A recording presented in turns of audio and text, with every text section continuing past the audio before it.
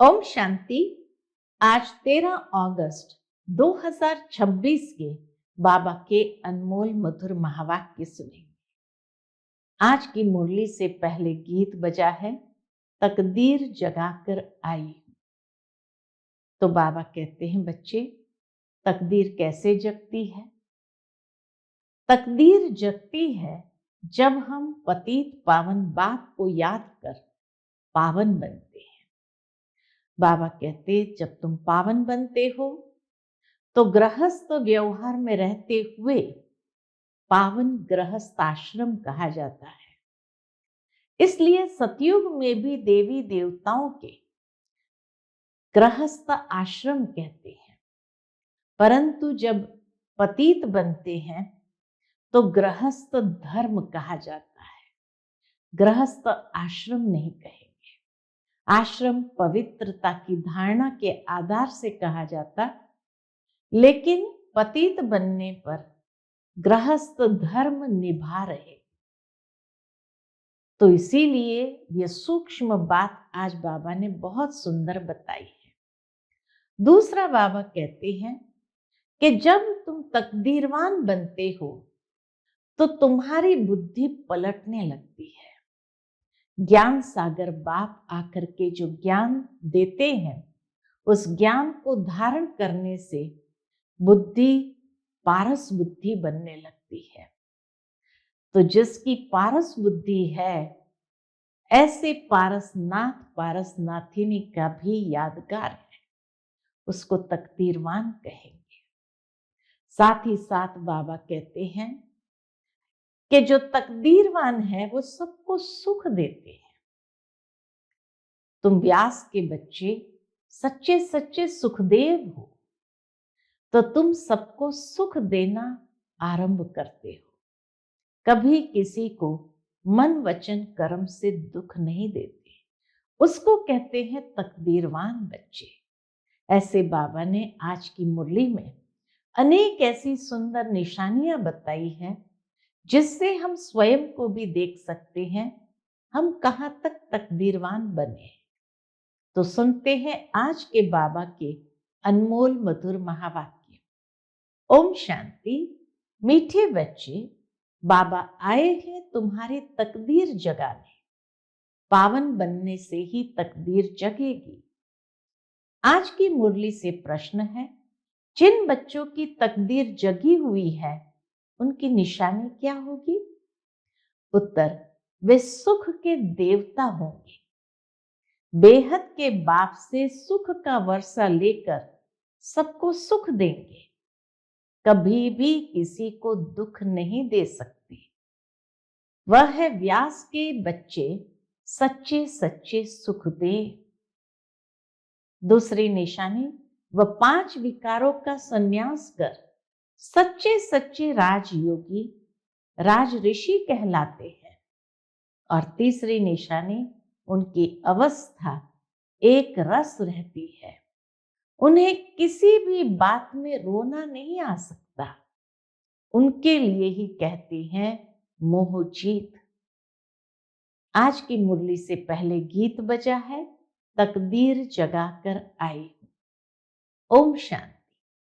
गीत की एक लाइन सुन करके भी मीठे मीठे बच्चों के रोमांच खड़े हो जाने चाहिए। है तो कॉमन गीत, परंतु इनका सार और कोई नहीं जानते। बाप ही आकर हर गीत शास्त्र का अर्थ समझाते हैं। मीठे मीठे बच्चे यह भी जानते हैं कि कलयुग में सबकी तकदीर सोई हुई है, सतयुग में तकदीर जगी हुई रहती है। सोई हुई तकदीर को जगाने वाला और मत देने वाला अथवा तकदीर बनाने वाला एक ही बाप है। वही बैठ बच्चों की तकदीर जगाते हैं। जैसे बच्चे पैदा होते हैं और तकदीर जग जाती है। बच्चा जन्मा और उनको ये पता चल जाता है कि हम वारिस हैं। हूबहू ये बेहद की बात है। बच्चे जानते हैं कल्प कल्प हमारी तकदीर जगती है और सो जाती है। कल्प कल्प जगती है फिर सो जाती है। पावन बनते हैं तो तकदीर जगती है। तो पहला आधार तकदीर जगाने का पावन बनना यानी पवित्रता। पावन गृहस्थ आश्रम कहा जाता है। आश्रम अक्षर पवित्र होता है। पवित्र गृहस्थ आश्रम, उनके अगेंस्ट फिर है अपवित्र पतित धर्म। आश्रम नहीं कहेंगे। बहुत सूक्ष्म बात यहां बाबा समझाते हैं कि जब पवित्र है तो गृहस्थ आश्रम है, जब पतित है अपवित्र है तो गृहस्थ धर्म कहा जाता है। तो बाबा कहते आश्रम नहीं कहेंगे, गृहस्थ धर्म तो सबका है ही, जानवरों का भी है। बच्चे तो सब पैदा करते हैं, जानवरों को भी कहेंगे गृहस्थ धर्म में है। अब बच्चे जानते हैं हम स्वर्ग में पवित्र गृहस्थ आश्रम में थे, देवी देवता थे, उन्हों की महिमा भी गाते हैं। सर्वगुण संपन्न, 16 कला संपूर्ण। तुम खुद भी गाते थे बाबा के, तुम खुद भी तो गाते थे। अभी समझते हो हम मनुष्य से 100 देवता फिर से बन रहे हैं। देवी देवताओं का धर्म है। फिर ब्रह्मा विष्णु शंकर को भी देवता कहते हैं। ब्रह्मा देवताय नमः, विष्णु देवताय नमः। शिव के लिए कहेंगे शिव परमात्माय नमः। तो फर्क हुआ ना, शिव और शंकर को एक कह नहीं सकते। पत्थर बुद्धि थे, अब पारस बुद्धि बन रहे हैं। देवताओं को तो पत्थर बुद्धि नहीं कहेंगे। बाबा कहते देवताओं को तो पत्थर बुद्धि नहीं कहेंगे।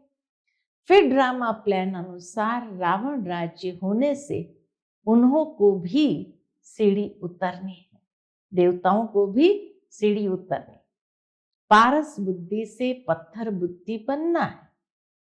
सबसे बुद्धिमान बनाने वाला तो एक ही बाप है। तुमको पारस बुद्धि बनाते हैं, तुम यहां आते हो पारस बुद्धि बनने। तो पारस बुद्धि माना तकदीर जगी हुई। पारसनाथ के भी मंदिर है, वहां मेला लगता है, परंतु ये किसको भी पता नहीं है पारसनाथ कौन है। वास्तव में पारस बनाने वाला तो बाप ही है। वह है बुद्धिवानों की बुद्धि। यह है तुम बच्चों की बुद्धि के लिए खुराक। बुद्धि कितना पलटती है। ज्ञान है बुद्धि के लिए खुराक, और जिस ज्ञान के माध्यम से हमारी बुद्धि पलटती है तो तकदीर जगती है। जैसे गाया जाता है see no evil, hear no evil, talk no evil. अब बंदरों की तो बात नहीं है, मनुष्य ही जैसे बंदर मिसल बन जाते हैं। एप्स अर्थात वन मानुष की मनुष्य से भेंट की जाती है। वन मानव कहते हैं ना, उसको अंग्रेजी में कहते एप्स। तो वन मानुष की मनुष्य से भेंट की जाती है, इसलिए कहते बंदर हमारे पूर्वज थे। एप्स से हम मनुष्य की बिरादरी आई है। इसको कहा ही जाता है कांटों का जंगल। बाबा कहते वास्तव में हम तो देवताओं की वंशज है, कोई बंदरों की वंशज नहीं है। कितना एक दो को दुख देते रहते हैं। अभी तुम बच्चों की बुद्धि को खुराक मिल रही है। बेहद का बाप खुराक दे रहा है। ये पढ़ाई है, इसको ज्ञान अमृत भी कहते हैं। ये ज्ञान अमृत से ही हमारी तकदीर जगती है, कोई जल आदि नहीं। ज्ञान अमृत कोई जल आदि नहीं। आजकल सब चीजों को अमृत कह देते हैं। गंगा जल को भी अमृत कहते हैं। देवताओं के पैर धोकर पीते हैं, पानी रखते हैं, उनको भी अमृत की अंजलि समझते हैं। अंजलि जो लेते हैं उसको ऐसे नहीं कहेंगे कि ये पतितों को पावन बनाने वाला है। गंगा जल के लिए कहते हैं पतित पावनी है। कहते भी हैं मनुष्य मरे तो गंगा जल मुख में हो। दिखाते हैं अर्जुन ने बाण मारा, फिर अमृत जल पिलाया। तुम बच्चों ने कोई बाण आदि नहीं चलाए। एक गांव है, हाँ, भारत में कहीं एक गांव है जहां बाणों से लड़ाई करते हैं। वहां के राजा को ईश्वर का अवतार मानते हैं। बाप कहते ये सब भक्ति मार्ग के गुरु है। सच्चा सच्चा सदगुरु एक ही है। सर्व का सदगति दाता एक है, जो सबको साथ ले जाते हैं। बाप के सिवाय वापस कोई ले नहीं जा सकता। ब्रह्म में लीन हो जाने की भी बात नहीं। ये नहीं कि ब्रह्म में लीन हो जाना है, ये नाटक बना हुआ है जो चक्र अनादि फिरता ही रहता है। वर्ल्ड की हिस्ट्री ज्योग्राफी कैसे रिपीट होती है ये अभी तुम जानते हो। मनुष्य अर्थात आत्माएं अपने बाप रचता को भी नहीं जानते हैं, जिसको याद भी करते हैं ओ गॉड फादर। हद के बाप को कभी गॉड फादर नहीं कहेंगे। गॉड फादर अक्षर बहुत अदब से यानी इज्जत से कहते हैं। उनके लिए ही कहते हैं कि वह पतित पावन, दुख हरता सुख करता है। एक तरफ कहते हैं वह दुख हरता सुख करता है, और फिर कोई दुख होता है, वह बच्चा आदि मर जाता है, तो कह देते ईश्वर ही सुख दुख देता है। ईश्वर ने हमारा बच्चा ले लिया, ये क्या किया? ईश्वर को फिर गाली देते हैं। कहते भी है ईश्वर ने बच्चा दिया है, फिर अगर उसने वापस ले लिया तो तुम रोते क्यों हो? ईश्वर के पास गया ना। सतयुग में कब कोई रोते नहीं है। बाप समझाते हैं रोने की तो कोई दरकार नहीं। आत्मा को अपने हिसाब किताब अनुसार जाकर पाठ बजाना है। ज्ञान न होने कारण मनुष्य कितना रोते हैं। ज्ञान यानी समझ न होने कारण कितना रोते हैं, जैसे पागल हो जाते हैं। यहाँ तो बाप समझाते हैं अम्मा मरे तो भी हलवा खाना, बाप मरे तो भी हलवा खाना। नष्टो मोहा होना है। हलवा खाना माना कोई सचमुच में हलवा बनाकर खाने की बात नहीं है। प्रैक्टिकल नष्ट मोहा होना है। हमारा तो एक ही बेहद का बाप है, दूसरा न कोई। ऐसी अवस्था बच्चों की होनी चाहिए। मोहजीत राजा की कथा भी सुनी है ना। सतयुग में कभी दुख की बात नहीं होती है। वहां मृत्यु भी एक महोत्सव होता है।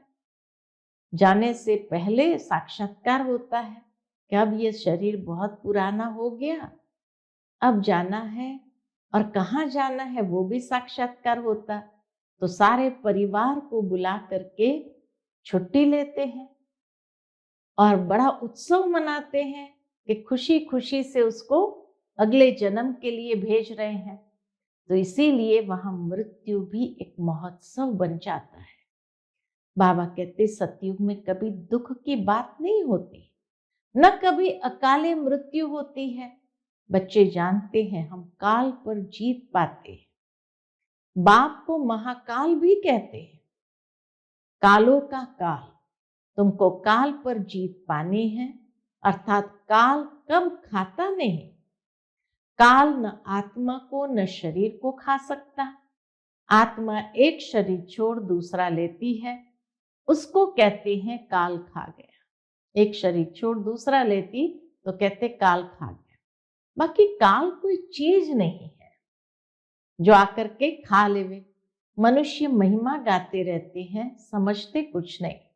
अच्युतम केशवम, बाप समझाते हैं ये 5 विकार तुम्हारी बुद्धि को कितना खराब कर देते हैं। इस समय कोई भी बाप को नहीं जानते। बाबा कहते इस समय कोई भी बाप को नहीं जानते हैं, इसीलिए इनको ऑर्फन्स की दुनिया कहा जाता है। ऑर्फन्स माना अनाथों की दुनिया है। कितना आपस में लड़ते झगड़ते रहते हैं, अनाथ होने के कारण ही लड़ते झगड़ते रहते हैं। ये सारी दुनिया बाबा का घर है ना। बाप सारी दुनिया के बच्चों को पतित से पावन बनाने आते हैं। आधा कल्प बरोबर पावन दुनिया थी ना। गाते भी हैं, राम राजा राम प्रजा राम शाहूकार, बसे नगरी जिए दाता धर्म का उपकार है। वह फिर अधर्म की बात हो कैसे सकती। कहते भी है वहां शेर बकरी इकट्ठे जल पीते हैं, इतनी अहिंसा है। फिर वहां रावण आदि कहां से आए। समझते नहीं, बाहर वाले तो ऐसी बातें सुनकर हंसते हैं। बाप आकर ज्ञान देते हैं। ये पतित दुनिया है ना, अब प्रेरणा से पतितों को पावन बनाएंगे क्या। बुलाते हैं पतित पावन आओ, तो जरूर भारत में ही आया था। अब भी कहते हैं मैं ज्ञान का सागर आया हूं, तुम्हें आप समान मास्टर ज्ञान सागर बनाने।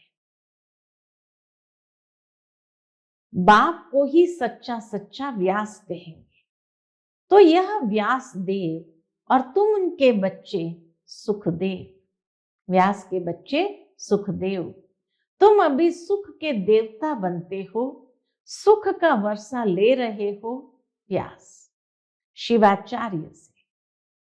सुख का वर्षा ले रहे हो किससे, व्यास शिवाचार्य से। व्यास के बच्चे तुम हो, परंतु मनुष्य मूंझ न जाए इसलिए कहा जाता है शिव के बच्चे हैं। उनका असल नाम है शिव।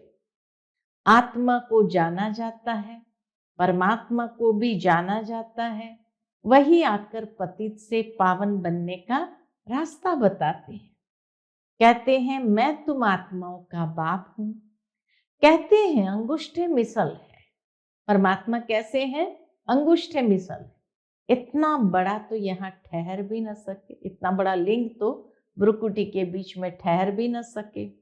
वह तो बहुत सूक्ष्म है। शिव बाबा बहुत सूक्ष्म है। डॉक्टर लोग भी माथा मारते हैं आत्मा को देखने के लिए, परंतु देख नहीं सकते। आत्मा को रियलाइज किया जाता है।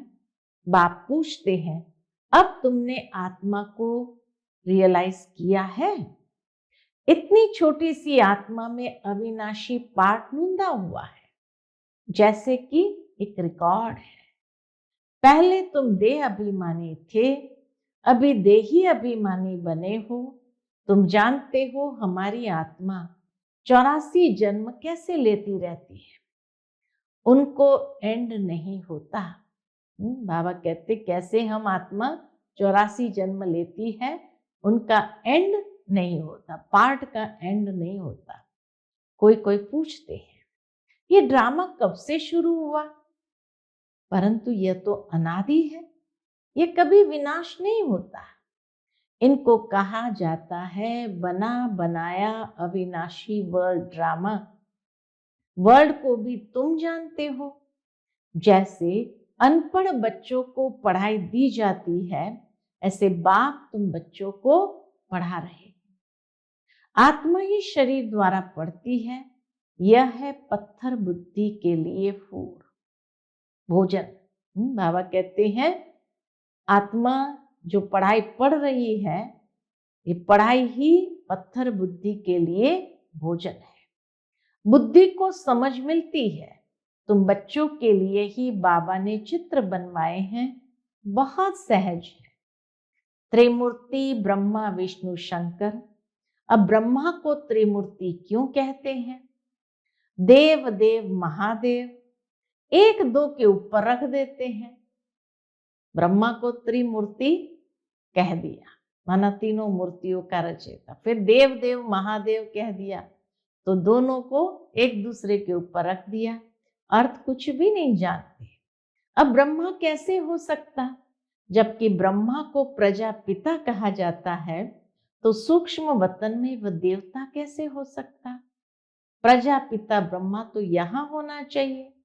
यह बातें कोई भी शास्त्र में है नहीं। बाप कहते मैं इस शरीर में प्रवेश कर इन द्वारा तुमको समझाता हूं, इनको अपना रथ बनाता हूं। इनके बहुत जन्म के अंत में मैं आता हूँ। यह भी 5 विकारों का संन्यास करते हैं। संन्यास करने वाले को योगी ऋषि कहा जाता है। संन्यास करने वाले को योगी ऋषि कहा जाता है। अभी तुम हो राज ऋषि। तुम प्रतिज्ञा करते हो। वह सन्यासी लोग तो घबराकर छोड़ चले जाते हैं। यहाँ तो स्त्री पुरुष इकट्ठे रहते हैं, कहते हैं हम विकार में कभी नहीं जाएंगे। मूल बात है ही विकार की। तुम जानते हो शिव बाबा रचयिता है, वह नई रचना रचते हैं। वह बीज रूप सतचित आनंद का सागर, ज्ञान का सागर है। स्थापना पालना विनाश कैसे करते हैं ये बाप ही जानते हैं। इन बातों को मनुष्य तो जानते नहीं। तुम बच्चे अभी इन सब बातों को जानते हो, इसलिए सबको समझा सकते हो। बाबा कहते तुम जानते हो इसीलिए समझा सकते हो। अच्छा, मीठे मीठे सिकिलदे बच्चों प्रति माता पिता बाप दादा का याद प्यार और गुड मॉर्निंग। रूहानी बाप की रूहानी बच्चों को नमस्ते। हम सभी रूहानी बच्चों की रूहानी माता पिता बाप दादा को याद प्यार, गुड मॉर्निंग और नमस्ते नमस्ते। शुक्रिया बाबा, शुक्रिया। आज की मुरली से धारणा के लिए मुख्य सार है। पहली पॉइंट, हर एक आत्मा का हिसाब किताब अपना अपना है, इसलिए कोई शरीर छोड़ते हैं तो रोना नहीं है। पूरा नष्टो मोहा बनना है। बुद्धि में रहे हमारा तो एक बेहद का बाप, दूसरा न कोई। दूसरी पॉइंट, 5 विकार जो बुद्धि को खराब करते हैं उनका त्याग करना है।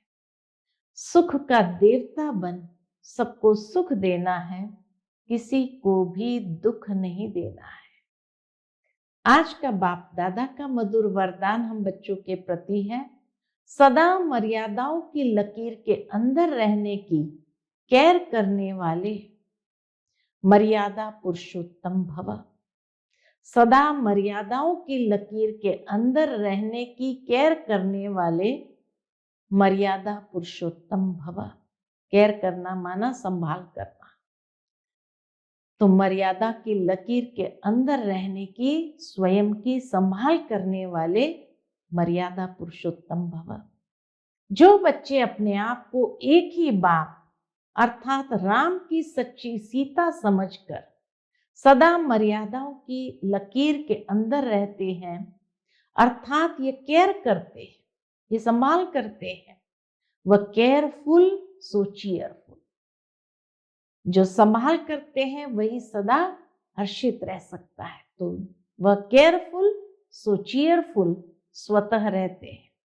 तो सवेरे से रात तक के लिए जो भी मर्यादाएं मिली हुई है उनकी स्पष्ट नॉलेज बुद्धि में रख स्वयं को सच्ची सीता समझकर मर्यादाओं की लकीर के अंदर रहो, तब कहेंगे मर्यादा पुरुषोत्तम।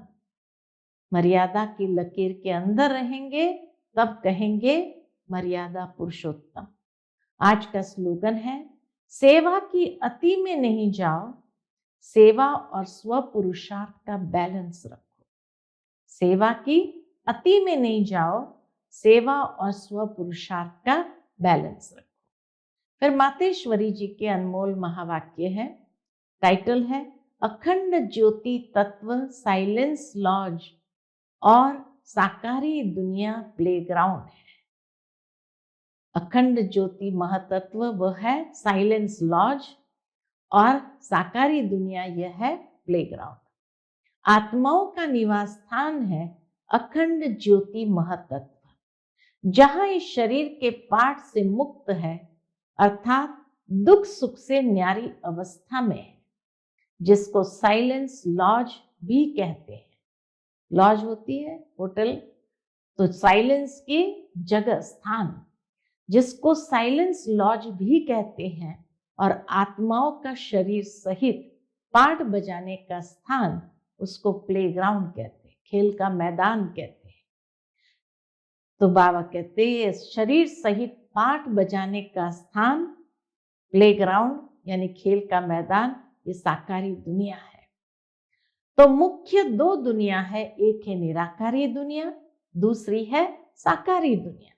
दुनिया वाले तो सिर्फ कहने मात्र कहते हैं कि परमात्मा रचता, पालना करता है, संहार करता है, खिलाता है, मारता है, जलवाता भी वही है, तो दुख सुख देने वाला भी वही है। जब कोई को दुख आता है तो कहते हे प्रभु तेरा भाना मीठा लागे। अब यह है अयथार्थ ज्ञान। एक तरफ कहा दुख सुख वही देता है, अगर दुख सुख वही देता तो कौन उसको याद करेगा, लेकिन जब भी दुख आता है तो याद उसको ही करते हैं कि हे प्रभु तेरा भाना मीठा लागे। अब यह है अयथार्थ ज्ञान, क्योंकि यह कोई परमात्मा का काम नहीं है।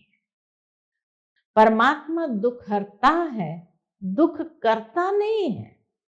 जन्म लेना, जन्म छोड़ना, सुख दुख भोगना हर एक मनुष्य आत्मा के संस्कार है। शारीरिक जन्म देने वाला माता पिता है, वह भी कर्म बंधन अनुसार बाप बेटे के संबंध में आता है। इसी रीति आत्माओं का पिता फिर परमात्मा बाप है। वो कैसे बेहद रचना की स्थापना पालना करता है, कैसे वो अपने तीन रूप ब्रह्मा विष्णु शंकर का रचयिता है, फिर इन आकारी रूपों द्वारा दैवी सृष्टि की स्थापना, आसुरी दुनिया का विनाश और फिर दैवी दुनिया की पालना करवाता है। परमात्मा के ये तीन काम बेहद के हैं। बाकी यह दुख सुख जन्म मरण कर्म अनुसार होता है। परमात्मा तो है ही सुखदाता, वो कोई अपने बच्चों को दुख नहीं देता है। अच्छा, ओम शांति। आज का व्यक्त इशारा है अपवित्रता के बीज को भी समाप्त कर संपूर्ण स्वच्छ पवित्र बनो। संपूर्ण पवित्रता अर्थात मनसा में भी किसी एक विकार का अंश भी न हो। ज्ञान गुण और सर्व शक्तियों की प्राप्ति में सदा संपन्न, सर्व प्राप्तियों के लाइट का क्राउन स्पष्ट दिखाई दे। स्वयं को सदा लाइट आत्मिक रूप में अनुभव करे। कर्म में भी अपने को लाइट हल्का महसूस करे। कर्म में भी अपने को हल्का महसूस करे। अच्छा, ओम शांति।